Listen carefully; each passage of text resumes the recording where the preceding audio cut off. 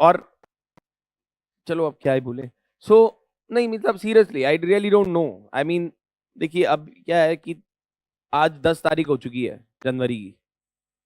अगर आप लोग अभी भी इस एग्जाम को थोड़ा सा लाइटली ले रहे हैं, देखिए मैं समझ पा रहा हूँ कि there is a lot of content and everything and all of that, but आप आगे मत बढ़िए जब तक जो चीज पढ़ी है उसको ढंग से रिवाइज और उसको एसिमुलेट नहीं कर लिया है। कोई पॉइंट नहीं है कुछ और करने का आगे, बिकॉज आगे और बढ़ाते जाएंगे, पीछे का भूलते जाएंगे, it is of no use.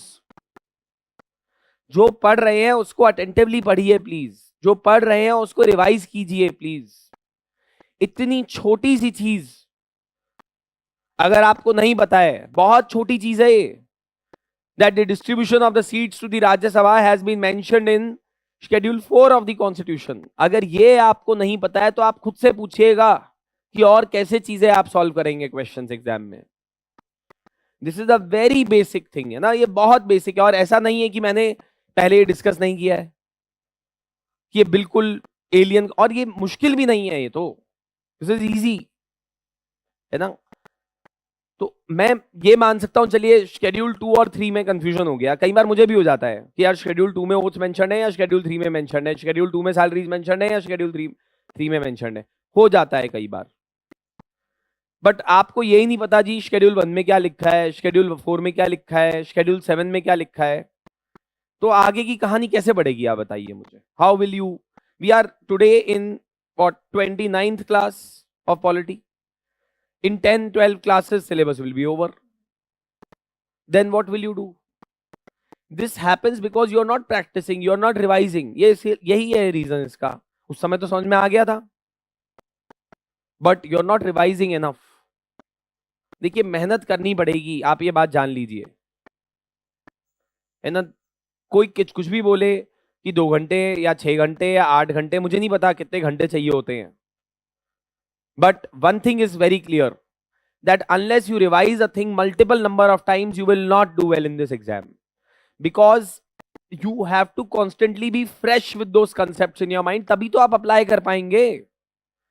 ये पेपर जो है काफी ज्यादा आगे जा चुका है उस बेसिक उससे, कि भाई केवल कंसेप्ट पूछ रहा है, कंसेप्ट नहीं पूछ रहा है केवल, वो आपको अप्लाई करने के लिए पूछ रहा है क्वेश्चन में, and you won't be able to do that unless the concept is on your tips.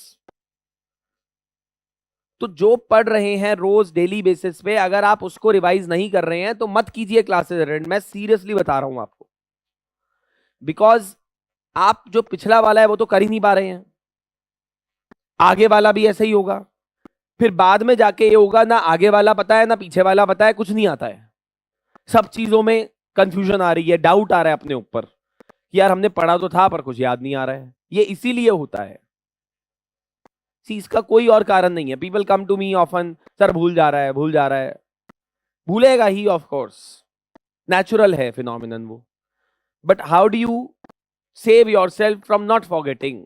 Right answer, तभी मैं बार बार बोलता हूं आंसर लिखिए, क्वेश्चंस के आंसर्स लिखिए, असाइनमेंट्स लिखिए।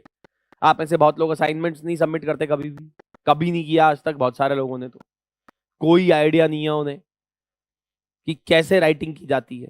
आप जिस भी आदमी से ये गाइडेंस ले रहे हैं ना कि भाई ये बिना आंसर राइटिंग के या बिना क्वेश्चन अटेम्प्ट किए पेपर क्वालिफाई हो जाता है, तो गलत है। मेरे को नहीं पता अगर कोई आपको गाइडेंस ऐसी दे रहा है तो, या आपने कहीं से गाइडेंस ले ली है ऐसी, तो मैं आपको सच बता रहा हूं, it is not possible to qualify this exam, because you will not be able to retain, है ना। तो आपको जितना हो सकता है उतना रिविजन करना है, जितनी बार हो सकता है उतनी बार रिविजन करना है, चाहे जितना बोरिंग लगे। यही तो इस एग्जाम की दिक्कत है। पहली बारी में तो कंटेंट बहुत इंटरेस्टिंग लगता है, बड़ा मजा आता है, फिर उसके बाद मजा कम होना शुरू हो जाता है, फिर अब मजा कम हो गया, वही तो मजा है। वो इस एग्जाम, ये एग्जाम वही टेस्ट कर रहा है आपका, कि जब सब कुछ मोनोटोनस हो जाएगा, जब सब कुछ पता चल जाएगा, फिर वही सेम चीज पढ़नी है और रिवाइज करना है, आप फिर उसको अप्लाई करना है। यही तो इस एग्जाम का टफनेस है, to be able to maintain your consistency and motivation levels over a period of 1.5 to 3 years to 5 years. That is where the challenge of this exam lies. Content is not tough. Questions also are not so tough. The problem is that you need to remember everything so that you can actually apply. Remembering तो बहुत ही basic चीज है, उसको apply करना ज्यादा बड़ी बात है. Actually that is the tougher thing. But आप जब पहला इजी काम नहीं कर रहे हैं तो आप सोचिएगा कि आगे अप्लाई करना कितना मुश्किल हो जाएगा कंसेप्ट को. So my only request to you will be please revise as much as possible on a daily basis. Pick up whatever you have studied. आप ये एक रूल बना लीजिए कि मेरे को 5 पेजेस ऑफ कंटेंट रोज रिवाइज करना ही करना है, या 10 पेजेस ऑफ कंटेंट रोज रिवाइज करना ही करना है, चाहे वो किसी सब्जेक्ट का हो, कभी का भी पढ़ा हुआ. But I need to revise.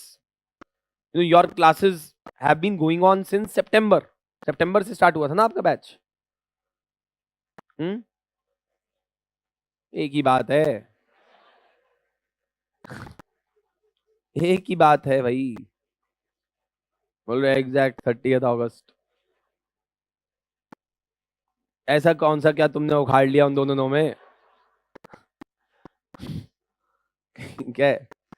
तो प्लीज आप रिवाइज कीजिए, और कोई तरीका नहीं है इस एग्जाम को क्वालिफाई करने का और अपने आप को एक अच्छा चांस देने का. देखिए वैसे ही चांसेस बड़े कम हैं, इन अ सेंस दैट आप कितनी भी मेहनत करके जाएंगे फिर भी चांस है कि आपका एग्जाम नहीं क्वालिफाई हो.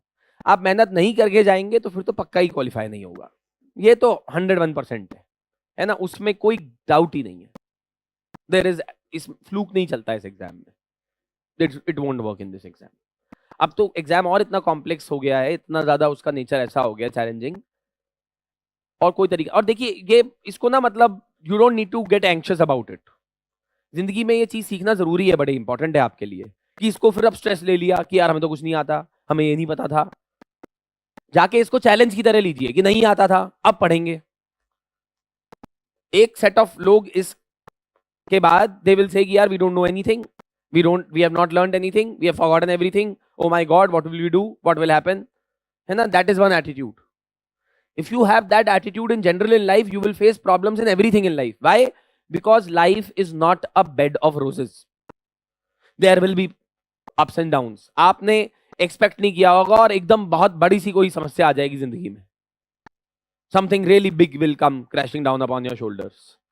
it may be any profession, any job, any business, anything that you do. कहीं पे भी आ सकती है प्रॉब्लम, पर्सनल प्रॉब्लम आ सकती है, सो मेनी थिंग्स.